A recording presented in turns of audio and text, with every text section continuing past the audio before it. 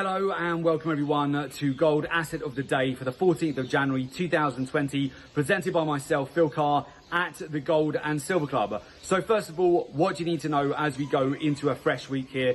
Well, gold prices, of course, last week they broke out to 7-year highs, breaking out to $1,610 per ounce.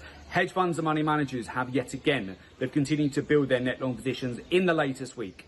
But as we mentioned on the week ahead commodity report, watch out for the beginning of the week, the potential for counter flow. This is where usually we do see a pullback on Monday and Tuesday, which sets up for an opportunity to buy into correction to get much better prices for gold. And of course, it's much better to be looking to buy gold at 1,540 to 1,535 US dollars per ounce, then FOMO in at 1,600. You definitely do not want to be doing that. So really, it's been a case of being patient here, has paid off, with an opportunity to get back in at much better prices. We do have our longer term positions on gold as well, which we've taken below the 1,500 level. We continue to let those trades run, as well as our silver positions as well, which we established underneath $17 per ounce. Now, of course, this week, one of the major headline news items is going to be the phase 1 trade deal on Wednesday. With that, we have seen some profit taking across all markets, including the S&P 500, which of course broke out to all-time highs at the beginning of the week. On Friday, we had non-farm payroll data, which was essentially more negative than expected. That helped propel gold prices higher, back towards 1,560 US dollars per ounce. We also, of course, saw pressure on the US dollar index as well. This week, I'm looking for range-bound trades. Still, those opportunities to buy in on the pullback. So I'm looking at support around 1,540 US dollars per ounce to build additional positions, looking for rotation back towards that 1,560 to 1,580 US dollar per ounce handle here over the course of this week. Now, to a certain degree, we have already seen quite a lot of profit taking off the recent highs with gold, breaking out to, of course, 6-year highs. So with that, this was to be expected, not to FOMO in at the beginning of the year.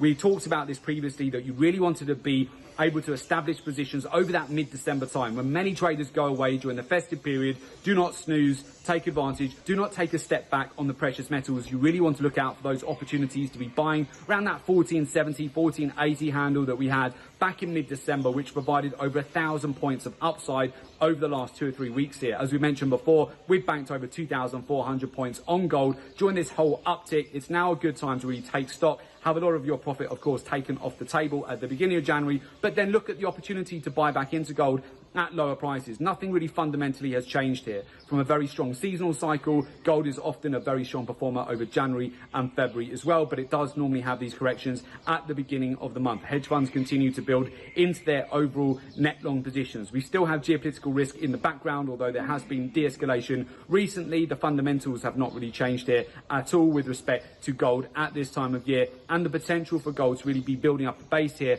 after it has broken out to 7-year highs. And of course, you want to keep a very close eye on silver, which I'm going to mention to you on Silver Asset of the Day. So over the course of this week, again, look out for that buying evidence between 1,535 to 1,545 US dollars per ounce. Keep in mind that we do have the phase 1 trade deal on Wednesday, which can create some volatility, of course, in the precious metals and also across multiple markets. And then look out for the potential for an uptick later on this week over Thursday and Friday. So keep a very close eye on gold prices over the course of this week. So with that, that's been Gold Asset of the Day. And of course, I wish you good trading.